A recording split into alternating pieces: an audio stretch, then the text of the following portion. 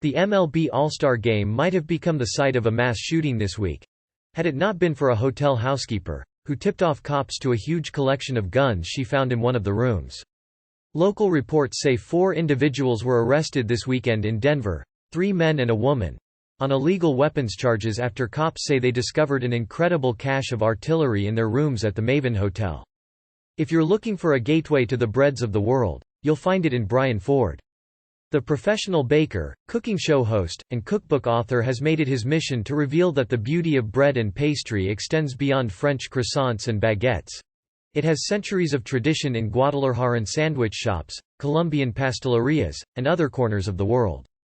Ford shares his experiences as a Bronx-born, New Orleans-based baker with Afro-Honduran roots and general love for bread on many platforms. You can find his first cookbook, New World Sourdough, published last year, wherever books are sold. Watch his upcoming show on Chip and Joanna Gaines' Magnolia Network on Discovery+, or find many recipes and food pics on his website or Instagram, @Artisan Bryan. Just 2 blocks from Coors Field, where the All-Star events will take place this week. ABC7 Denver reports a total of 16 long guns, aka rifles, were confiscated, as well as more than 1,000 rounds of ammo, plus body armor. Their hotel rooms were reportedly on the 8th floor of the hotel, and their balcony area had a bird's-eye view of downtown Denver. If all of that turns you into a bread nerd, join Ford on Patreon for exclusive sourdough discard recipes from gingerbread cookies to garlic butter gnocchi. Ford used to work as a CPA and hated it. Ford wasn't always a professional baker. The now 32-year-old author spent 7 years working as an accountant before following his food dreams, according to the Miami New Times. Ford had known for many years that he enjoyed cooking. He and his wife, Alicia Doma, met at Loyola University and often held cooking classes and catered dinner parties for sororities and fraternities. Though he found his side business fulfilling, he carried on with his accounting degree. After moving to Miami, Ford re-embraced his baking craft, selling bread to small businesses and markets while still working as a certified public accountant, via Miami New Times. Unclear what their intentions might have been, but some are already connecting the dots. In 2018, he quit his job to volunteer at a local bakery, saying this could have possibly been a repeat of the Las Vegas massacre had it not been stopped by the heads-up housekeeper blowing the whistle. ABC7 says 3 of the 4 suspects have criminal records, and one allegedly posted a scary Facebook message saying they would go out in a big way. All the warning signs are there. He didn't gain notoriety in the food world overnight. He spent many, long, hard, broke years, dragging wood-fired ovens around Miami and doing pizza pop-ups to make ends meet, he said on Instagram, but doesn't regret his career change. And it's terrifying to think what this might have become. If you are on the fence about making the choice between living your dream or being complacent, live the damn dream, he finished the post. His cookbook is about redefining sourdough. Ford points out in New World Sourdough is any type of naturally leavened bread in which fermented flour and water, rather than commercial yeast, cause the loaf to rise and take on that characteristically funky, acidic flavor. As Ford gained experience in the baking world, he realized that the public perception of sourdough was limited to a single style: the crispy, structured loaf with a slashed crust from places like Tartine Bakery in San Francisco. That leaves other types of sourdough, like Indian dosas and Armenian lavash, out of the conversation, Ford told Food and Wine.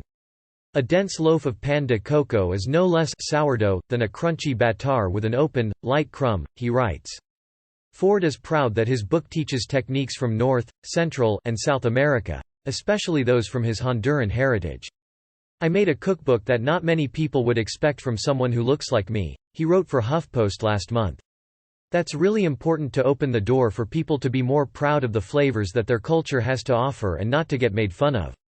Ford wants baking to feel more approachable. Ford wants baking to be welcoming to all.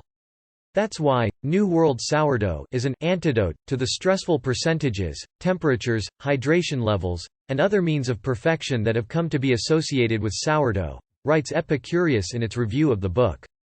While Ford can appreciate the expert, crumb shot of a tartine-style loaf of sourdough, he wants home cooks to remember that at the end of the day, baking is about feeding yourself, not about taking a pretty picture, via Food and Wine. I can't imagine that, for the thousands of years in which bread has been baked, The end goal of a perfect crumb structure and aesthetics dominated the conversations between the village miller and baker, he writes in his cookbook. To prove his point, the cover of the book shows a loaf of bread that's not sliced precisely in half, but ripped open with his hands, says Food and Wine. If you've ever been intimidated by the nearly lab-grade conversation around bread baking, Ford's recipes might be the ones for you. Ford's next cookbook will focus on Latin American baked goods. In his second cookbook, Ford wants to shed light on the artisanal nature of the way people bake in Latin America, he shares in HuffPost. His previous work is a preview of what might be next.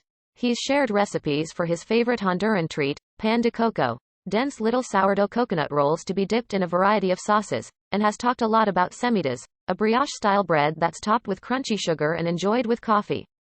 On his blog and YouTube, he shares Spanish-language recipes, too, like one for pan cubano. While Ford wants to spread awareness and appreciation of Latin American baking, he doesn't want to paint it as something exotic or unfamiliar. It shouldn't be a novelty to make semitas, and it shouldn't be trendy or cool to like pan dulce, sweet bread, he writes for HuffPost. This is just what people make in Latin America. Ford envisions a more inclusive future of food. Though Ford enjoys croissants, he's tired of seeing them as the dominant offering at most bakeries. The world is brown and black, if you really think about it, and the world doesn't eat croissants.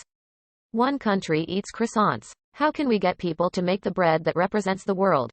He writes in HuffPost, adding that he wants to see breads from Africa, the Middle East, and other parts of the world in future bakeries. To help bakers of color get a seat at the table, Ford is currently working on flaky biscuit media, which will amplify diverse voices through stories, recipes, community involvement, and audio, visual projects, according to Instagram. The project, based in New Orleans and New York City, should be live this summer. In the meantime, keep up with @artisan Bryan not just for the perfect crumb shots, but also for plenty of puffy pizza, honey buns, and endless uses for sourdough discard.